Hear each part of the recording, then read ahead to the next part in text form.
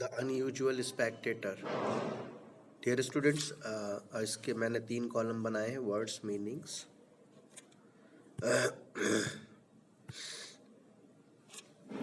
और हिंदी। तो देखिए, स्टार्ट करते हैं। शैलो, अ लेक, झील, thermos, a vacuum flask, thermos जिसमें पानी गर्म ठंडा करते हैं। Hide, skin of an animal, जानवर की त्वचा या skin. Modest, not very big, ज़्यादा बड़ा नहीं। रीड्स, वाटर ग्रास, पानी में उगने वाली घास। जिंजरली, कॉशसली, एहतियात से। इंटेंट ऑन, फोकस्ड, किसी चीज़ पर नज़रें जमाना। अब रीडिंग पोर्शन देखिए, पेज नंबर 97 पर आपको मिल जाएगा। Answer these questions. A part है। क्वेश्चन पहला देखिए, why was Sheru's team better than Ranji's team. Answer देख लिए इसका, because Sheru and his teammates live close to each other in the village and could practice a lot together. Ranji's teammates, on the other hand, were scattered all over the town and could not meet as often. Question 2 देखिए, who was Naku? Why could people not see much of him? Answer, Naku was a crocodile who lived in the river of the village river bank. He was a regular spectator of the cricket matches played by the boys. With his scaly tail and long snout, he swam low in the water and glided smoothly around the grasses near the river, and therefore people did not see much of him. He would come out sometimes on the river bank to bask in the sun. Question 3 देख लीजिए, how did the boys manage to get Naku off the pitch?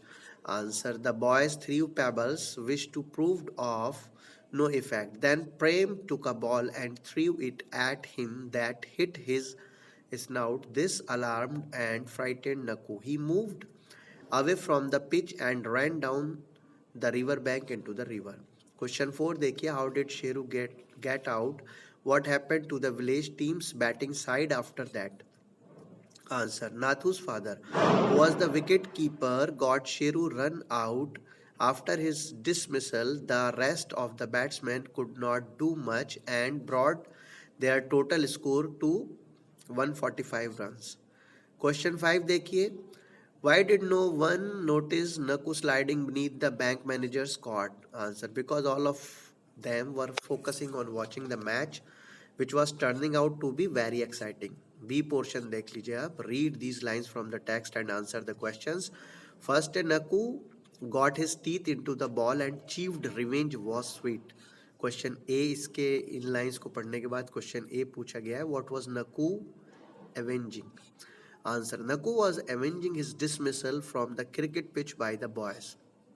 Question B, how did the ball land in his mouth? Answer, during the match, Sheru kept on hitting boundaries, and one such time he hit the ball high towards the river. When Naku saw the ball coming towards him, he opened his jaws wide and caught the ball between his back teeth. He got his teeth deep into it and chewed it. सी देख लीजिए, what did he decided to do after tasting the ball? Answer, he decided that he would eat up all the other balls if they happened to come his way. दूसरा देखिए, the flies did not seem to bother him anymore. Question B. Question A, who is him in these lines? Answer, the him in these lines is the bank manager. Question B, when had the flies been bothering him? Answer, post lunch, when the bank manager went to open the batting order for Ranji's team with Nathu, Sheru bowled him in the very first ball. It was then that the bank manager angrily complained that he was not ready and that he got distracted by a fly which got into his eye. Question C देखिए, why were they not bothering him anymore? Answer, the bank manager walked over to the banyan tree and laid down on a cot which was specially brought for him by the villagers. The cot creaked with his weight, but he felt fast asleep on it. It was at this time that the flies did not seem to be bothering him anymore. Answer in detail. Question 1, C portion. Point out with examples how the adults controlled things in Ranji's team. Answer, from the very beginning of the story, we see that the adults have a considerable control over the cricket matches played by the boys. The fathers of the town boys quite often turned up for a game with their sons. They were not very good in their games, but they could not be told that since they provided the pocket money for all the bats and balls, therefore, in spite of their lack of skills, they were included in the games. We also learned that during the conversation between Ranji and Nathu that Anil's father has the ball, but he will bring it only if he is allowed to open the batting for the team. Question 2. What happened after the ball hit by Ranji landed on Naku's snout? How was the problem solved? Answer. Naku jumped forward with its tail beating and jaws snapping. The cot along with the manager rose with him, and as he moved forward, the cot went along with him. The bank manager woke up to find the cot moving violently from one side to the other. The boys moved about in all directions as Naku went towards the wicket, knocking down the stumps, digging the pitch and swallowing a hat and a glove. The bank manager screamed in fear, asking the boys for help. The problem was solved when Naku dived into the river. Back to his familiar place, the bank manager stumbled into the water and crawled up the bank when Naku made for the opposite shore. Think and answer. D portion. D wala question. Question. The boys call the crocodile Nakuji respectfully, but do you think they really respect him? Support your answer with instances from the story. Answer. No, I don't. I do not think the boys really respected Naku, even though they addressed him as Nakuji in order to keep Naku away from their cricket pitch. The boys threw pebbles at him, hurting him in the process. Know your values. E वाला question. Question आप अपनी book में से पढ़ सकते हैं. ये question लिखा हुआ है और इसके बाद ये मैंने आंसर लिखा हुआ है. इसमें लास्ट में वर एक्सट्रीमली थॉटफुल होगा. यहाँ पे thoughtful and helpful. I think thought ये गलत हो गया है. ठीक है. ये अब मैंने इसमें ग्रामर पोर्शन भी करवाया है, वो भी मैं आपको करवाता हूँ. ये ग्रामर पोर्शन को इसको देखते हैं हम. Read these sentences. Ranji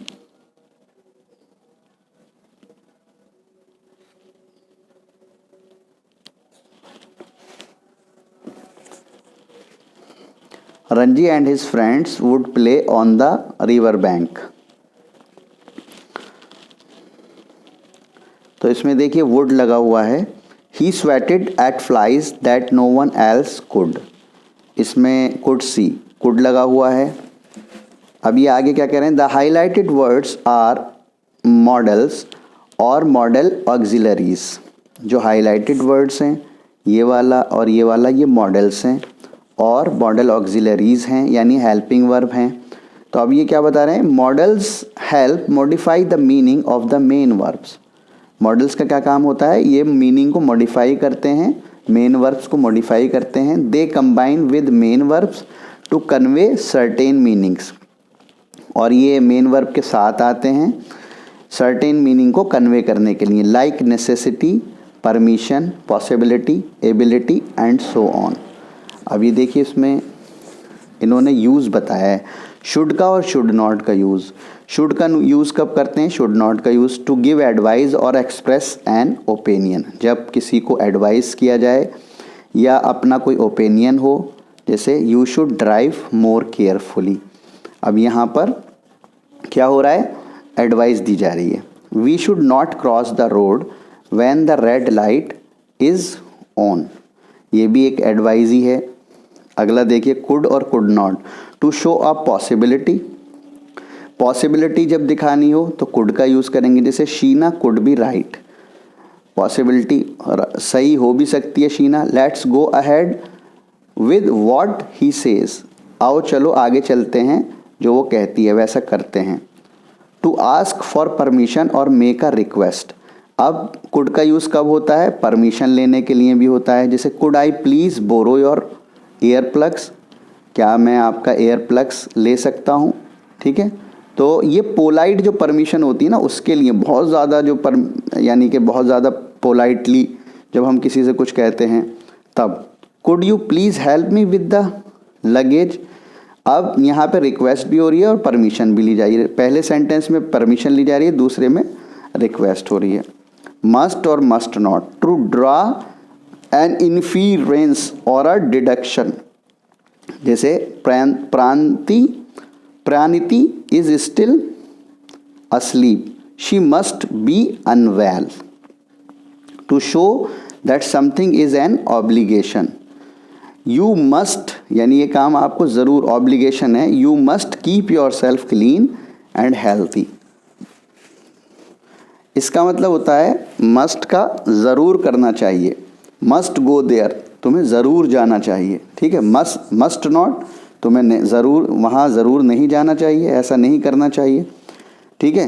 can और can not, to indicate an ability और a possibility. I can climb a tree, ठीक है, और ये यहाँ पे एबिलिटी दिखा रहे हैं कि मैं चढ़ सकता हूँ पेड़ पे। The speech for the grammar, the speech for the programme can be written tomorrow, ठीक है, यहाँ पे पॉसिबिलिटी दिखा रहे हैं। टू आस्क फॉर परमिशन और make a request. Can I speak, can I please be excused for an hour, अब यहाँ पे परमिशन मांगी जा रही है। Can you please tell me the name of the hockey team's captain, अब यहाँ रिक्वेस्ट हो रही है, देखिए रिक्वेस्ट। अब ये जो है ना, देखिए रिक्वेस्ट यहाँ कुड में भी आई थी और कैन में भी आ रही है, ठीक है। तो यहाँ पे बहुत ज़्यादा पोलाइटली रिक्वेस्ट है, पोलाइट रिक्वेस्ट है, लेकिन यहाँ पे फ्रेंडली जो रिक्वेस्ट होती है, आपस में दोस्त जो बात करते हैं, कैन का यूज़ वहाँ पे होता है, ठीक है। और जब इस रिक्वेस्ट को बहुत ज़्यादा, अरे भाई देखो ये काम कर दो, मुझे ये बहुत ऐसा है, ज़रूरत है, तब इसको इस वाले यानी कुड का यूज़ किया जाता है, कुड का यूज़ करते हैं हम लोग। और फ्रेंडली रिक्वेस्ट में कैन का यूज़ करते हैं, ठीक है। विल और will not, to make a request, will ये तो फ्यूचर में वैसे होता है, जो फ्यूचर को हम इंडिकेट करते हैं, लेकिन यहाँ पे बता रहे हैं to make a request, request के लिए भी यूज़ होता है। Will you let me know the status by this evening please, to declare an intention, और इंटेंशन यानी हमारी क्या नियत है, क्या करने जा रहे हैं हम, उसके लिए भी। I will take my nephew to the park today. अब देखिए मे में और कैन में डिफरेंस ये होता है डियर स्टूडेंट्स, के मे जो यूज़ होता है वो फॉर्मली यूज़ होता है, फॉर्मल वे में यूज़ होता है, फॉर्मल वे में। जैसे हम ऑफिस में हैं या स्कूल में हैं या कॉलेज में हैं, वहाँ पे हम मे यूज़ करेंगे अपने सर के सामने या बड़ों के सामने, और एल्डर के सामने मे का यूज़ करते हैं। टू आस्क फॉर परमिशन और मेक अ रिक्वेस्ट। और जो कैन का यूज़ करते हैं हम, इसका यूज़ भी इसीलिए होता है परमिशन के लिए, लेकिन इसका कैन का यूज़ हम फ्रेंडली मैनर में करते हैं, जब इनफॉर्मल वे में।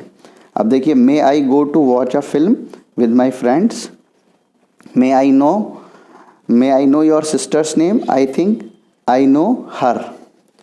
टू सजेस्ट अ पॉसिबिलिटी, अब पॉसिबिलिटी में देखिए they may deliver the gas cylinder tomorrow. अब इसकी एक्सरसाइज देख लेते हैं हम लोग।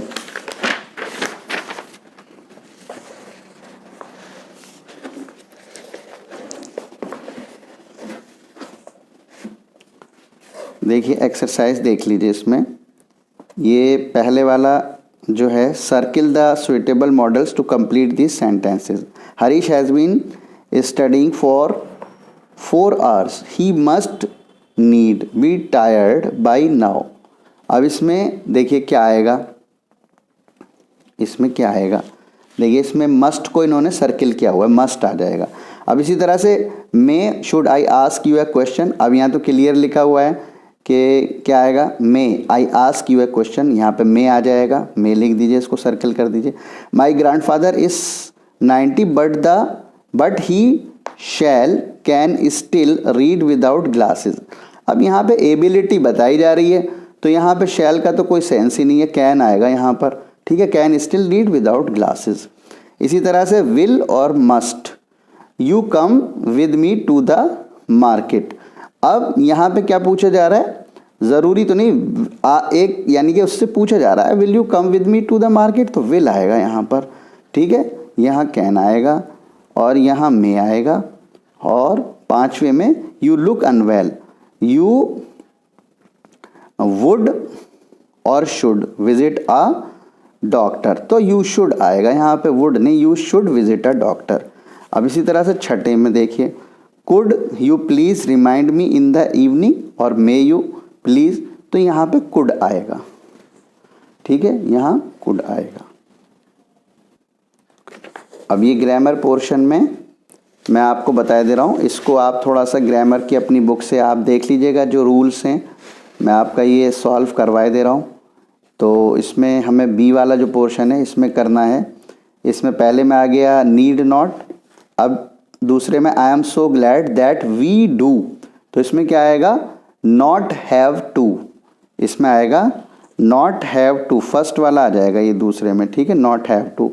इसी तरह आई एम अफ्रेड यू, तीसरे में आएगा हैव टू, तीसरे में आएगा हैव टू, ठीक है। इसी तरह से चौथे वाला देख लीजिए आप, their refrigerator is old and rusty, तो दे चौथे में आएगा ought to, they ought to, ये वाला आ जाएगा इसमें, ठीक है। अब पांचवे में this report proves he is